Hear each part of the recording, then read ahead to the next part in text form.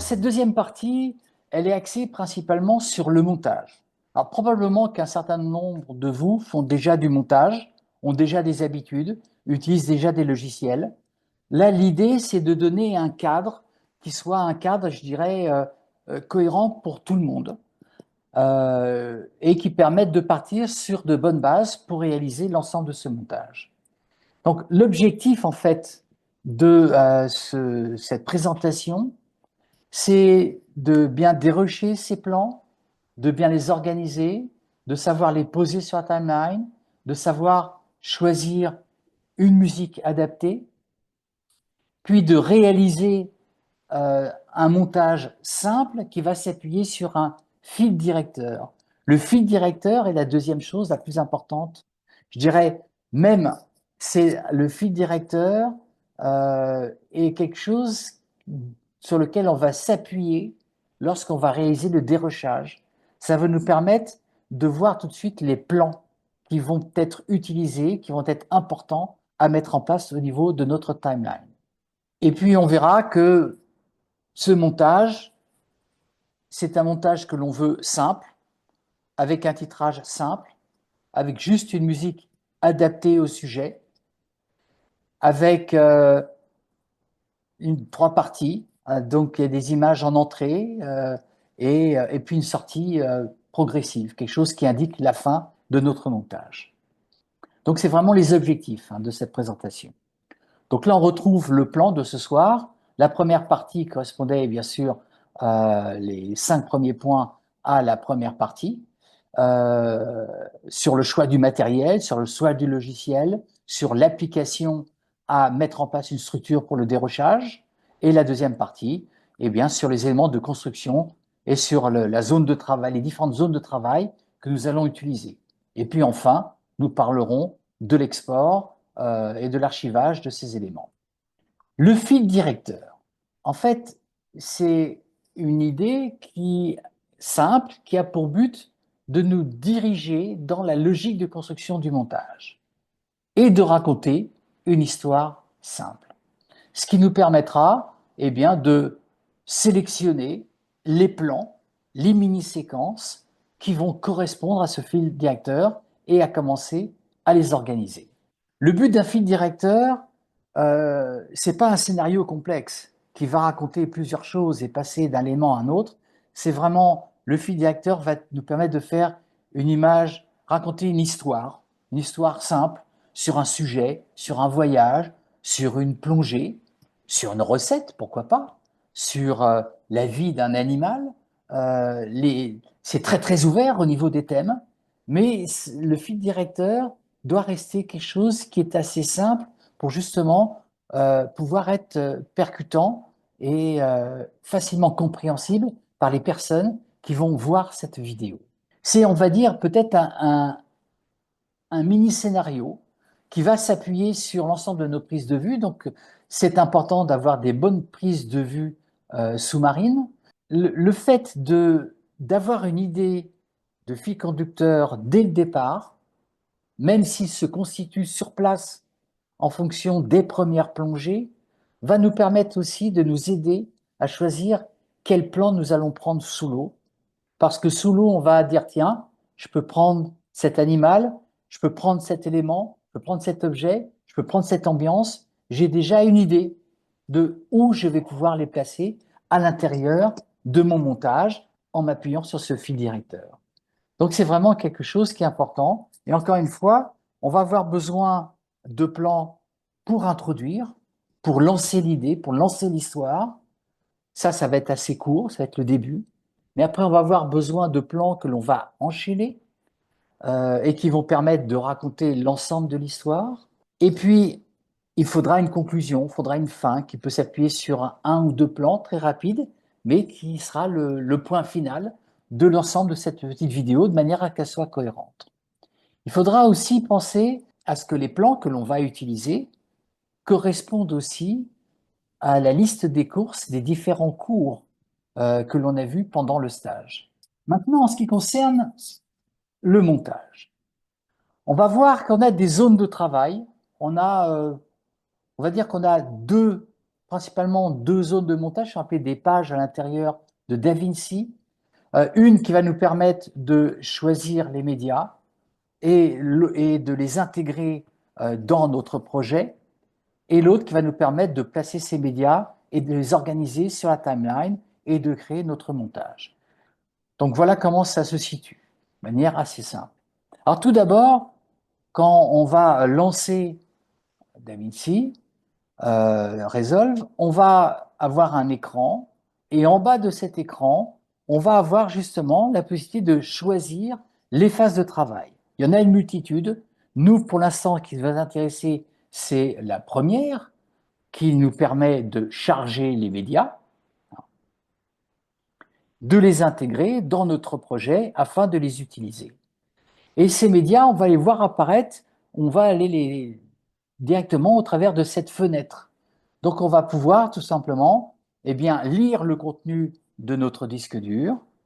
On va retrouver la structure que l'on aura mis en place d'une manière précise et studieuse avant. Et ensuite, dans les dossiers, on va aller chercher l'ensemble de ces médias. Donc là, ici, je suis sur la page médias. Je vais lancer une petite vidéo pour vous montrer effectivement les éléments. Donc j'ai l'ensemble des dossiers qui sont sur mon disque dur. Là, ici, j'ai une zone de métadonnées qui est vide pour l'instant. Je peux aller dans mes dossiers et aller choisir, par exemple, les photos. Et là, j'ai deux photos. Et ces deux photos, je vais les faire glisser sur la zone du bas, qui est la zone de médias, où je vais voir l'ensemble des médias que je vais utiliser pour mon montage. Ensuite, eh bien, je peux tout simplement aller chercher dans le dossier vidéo la vidéo qui m'intéresse et comme ceci, je vais pouvoir passer ici sur la zone de montage. Donc maintenant, je suis dans l'environnement de montage. Dans l'environnement de montage, eh bien, je vais pouvoir commencer à travailler sur ces médias. On voit ici l'icône qui est représentative de la zone de montage. Donc on a vu la première qui était celle pour les médias, la deuxième pour le montage. Donc on a des zones comme le chutier, ce sont des termes un peu techniques, un peu liés au monde de la vidéo. Le chutier, c'est là où on retrouve l'ensemble des médias que l'on va utiliser, photos, vidéos, audio, titrage parfois, l'écran de prévisualisation qui lui nous permet au fur et à mesure de pouvoir prévisualiser le montage que l'on réalise, et la timeline. La timeline, c'est la ligne de temps, on l'appelle timeline, c'est le nom qui a été pris par tout le monde, et où on va pouvoir mettre bout à bout, organiser dans le temps l'ensemble de ces médias.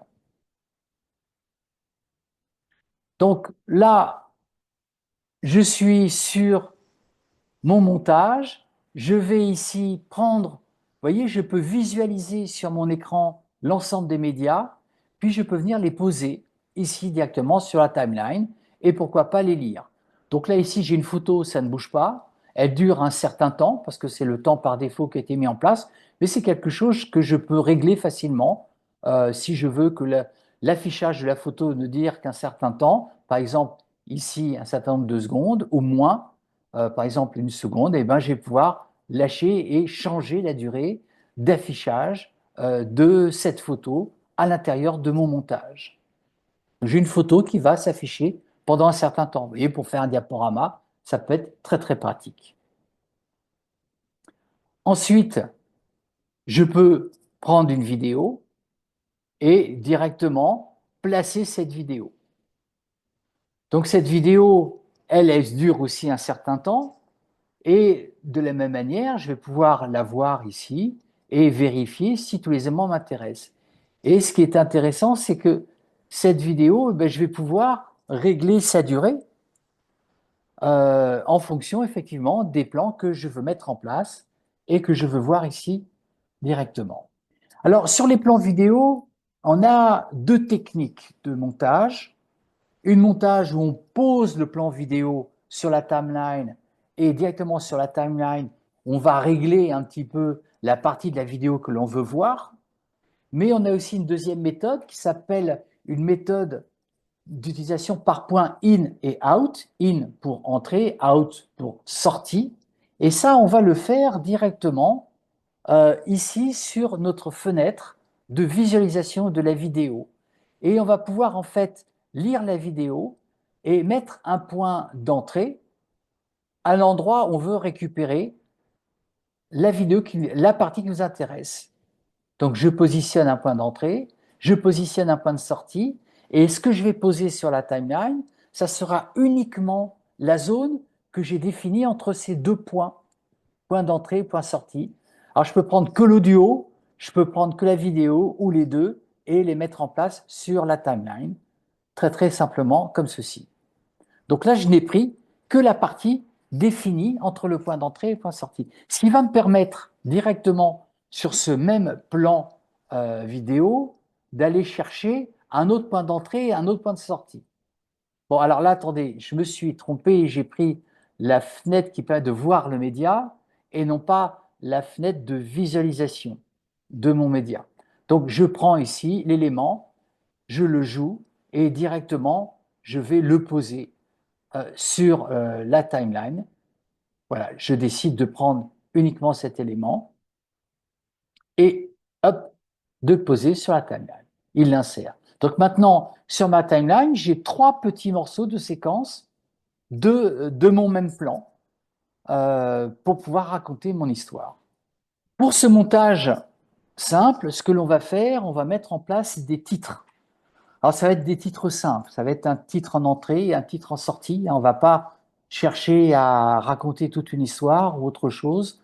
C'est vraiment, on reste dans le cadre du PV1, dans un montage simple. Ce qu'on veut, c'est comprendre les principes d'un montage de manière à ce que ça soit un montage qui soit agréable à voir. On ne va pas partir dans un montage très sophistiqué tout de suite. Donc là, je vais cliquer sur l'onglet Effets qui se trouve en haut à gauche et je vais avoir les effets de titre. Je vais prendre ce qu'on appelle un titre basique et je vais le mettre au-dessus de mes plans vidéo, comme sur un autre calque, comme on peut faire dans Photoshop, et ce qui va me permettre dans la fenêtre de droite de régler absolument tous les aimants liés à ce titre et voire de taper le titre qui m'intéresse. Je tape ici Souvenirs d'Égypte. Je vois le titre qui apparaît. Pour l'instant en blanc, c'est pas très lisible. Alors je le sélectionne et je vais choisir une couleur beaucoup plus lisible par rapport à l'image que j'ai. Là, en l'occurrence, eh bien, j'ai pris noir. Donc je vais avoir en entrée une photo avec un titre, ce qui va introduire en fait ma vidéo. Mon fil directeur, ce sont mes souvenirs d'Égypte. Et je vois que pour améliorer l'entrée, j'ai des petites poignées que j'ai déplacées de manière à créer un fondu et de manière à visualiser l'ensemble de ce fondu. Là, à la fin, je vais mettre un deuxième titre qui sera mon titre, qui peut être un titre qui va permettre de faire un générique, par exemple, si j'ai beaucoup de choses à raconter dans mon générique.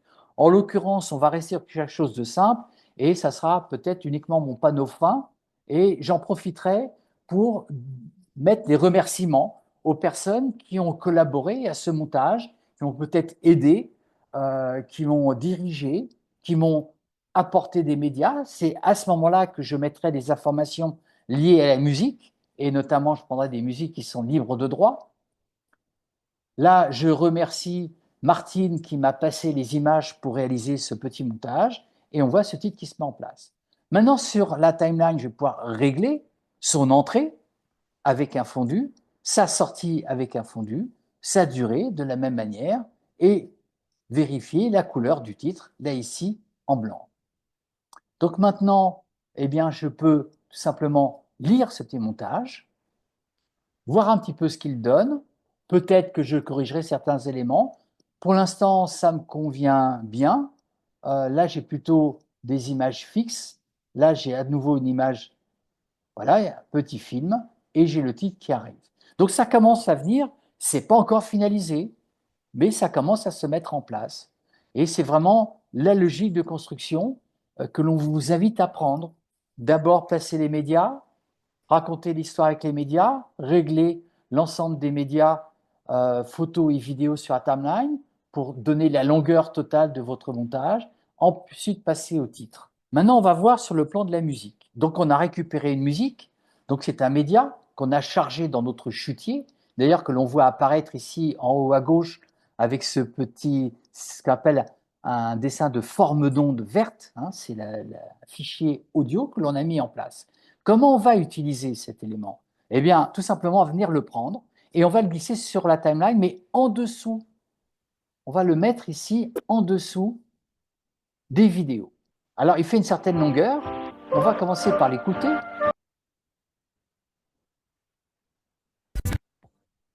Je vois que le début ne m'intéresse pas. Donc, en fait, je vais supprimer les formes d'ondes au début. Je vais supprimer le début qui ne m'intéresse pas pour tout de suite arriver dans la partie un peu plus forte de la musique. L'idée, c'est d'avoir un montage qui soit assez dynamique. Et enfin, je vais régler ici la longueur. Tant pis, je laisse tomber la fin de la musique. Je n'ai pas besoin d'avoir 4 minutes. Là, j'ai un montage qui fait quelques secondes. Donc, ça me suffira largement. Je décide en fait de l'étendre jusqu'à la fin du générique et à l'aide des poignées de créer un fondu pour faire partir l'audio lentement. De même au début, je mets un petit fondu de manière à introduire la musique au début de la vidéo. Je vais lancer une petite lecture, donc pas sur cet écran-là bien sûr, mais sur l'écran de visualisation de la vidéo.